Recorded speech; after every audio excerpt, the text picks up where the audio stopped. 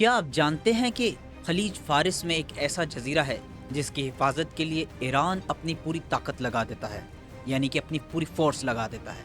ایک ایسا جزیرہ کہ جہاں اگر ایک بھی میزائل گرا تو پوری عالمی منڈی میں خام تیل کی قیمتیں آسمان تک پہنچ جائیں گی۔ جی ہاں، میں بات کر رہا ہوں جزیرہ خارق کی، جو اس وقت عالمی سیاست اور جنگی دھمکیوں کا مرکز بنا ہوا ہے۔ آج کی ویڈیو میں ہم آپ کو بتائیں گے کہ جزیرہ خارق اتنا خاص کر کیوں ہے اور امریکہ یا اسرائیل اس پر حملے کی دھمکی کیوں دیتے ہیں۔ خارق آئرلینڈ ایران کے صوبہ بوشہر سے تقریباً 25 کلومیٹر دور سمندر میں واقع ہے۔ بظاہر یہ زمین کا ایک چھوٹا سا ٹکڑا ہے، لیکن ایران کی معیشت کا 90% سے زیادہ خام تیل یہیں سے برآمد ہوتا ہے۔ یہاں گہرے پانیوں کی وجہ سے بڑے بڑے آئل ٹینکرز آسانی کے ساتھ لنگر انداز ہو سکتے ہیں۔ ایران عراق جنگ میں 1980 سے جو 1988 تک جاری رہی، صدام حسین کی نظریں بھی جزیرہ خارق پر تھی، کیونکہ وہ جانتے تھے کہ اگر خارق کو تباہ و برباد کر دیا جائے تو ایران اکانومیکل تباہ ہو جائے گا۔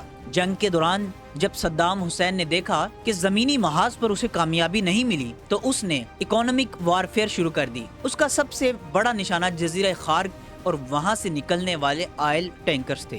صدام کی فضائیہ نے اس چھوٹے سے جزیرے پر کم و بیش 2800 حملے کیے۔ 1982 سے 1986 تک ہر دوسرے دن جزیرہ خارق پر حملہ کیا جاتا۔ صدام نے اپنے اس مقاصد کی تکمیل کے لیے فرانس سے جدید ترین طیارے منگوائے اور میزائل حاصل کیے تاکہ سمندر میں موجود ٹینکرز کو ڈبویا جا سکے۔ اتنے شدید حملوں کے باوجود صدام اس جزیرے کو مکمل طور پر تباہی کے دہانے پر پہنچانے میں ناکام رہے۔ اس کی دو بڑی وجوہات تھی۔ نمبر ایک، ایرانی ماہر انجینئرز حملے کے فوراً بعد وہاں کی پائپ لائن کو دوبارہ بحال کرنے میں کامیاب ہو جاتے، جس سے تیل کی سپلائی منقطع نہ رہتی۔ نمبر دو، ایران کا ڈیفنس سسٹم۔ ایران نے اس جزیرے کو اس دور کے بہترین دفاعی نظام سے ڈھانپ رکھا تھا، جس کی وجہ سے عراقی طیاروں کو بھاری نقصان اٹھانا پڑا۔ اس جنگ کے دوران خارق جزیرے کے ٹرمینلز کو بہت نقصان پہنچا، کئی ٹینکرز ڈوبے اور بہت سے ورکرز شہید بھی ہوئے، لیکن صدام کا یہ خواب کہ ایران تیل میں زیرو ہو جائے گا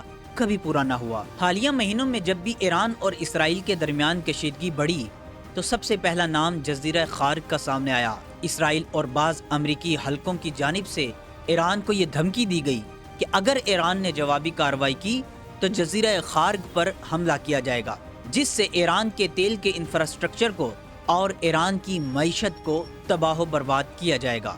لیکن ناظرین، یہ جتنا آسان لگتا ہے اتنا ہے نہیں۔ امریکہ کے لیے جزیرہ خارق پر حملہ کرنا ایک دھودھاری تلوار ہے۔ اگر امریکہ جزیرہ خارق پر حملہ کرتا ہے تو اس سے عالمی منڈی میں تیل کی قیمتیں آسمان کو پہنچ جائیں گی، جس سے امریکہ خود بھی متاثر ہوگا۔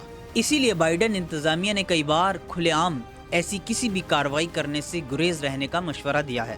اگر دیکھا جائے تو خارق آئرلینڈ پر S-300 ایئر ڈیفنس سسٹم نصب ہے۔ اس کے علاوہ ایرانی بحریہ کے کمانڈوز 24 گھنٹے وہاں پر تعینات ہیں جو اس کی نگرانی کر رہے ہیں۔ ایران کا بھی دو ٹوک موقف ہے کہ اگر ہماری معیشت کو نشانہ بنایا گیا تو خلیج فارس سے کسی کا تیل بھی محفوظ نہیں گزرے گا۔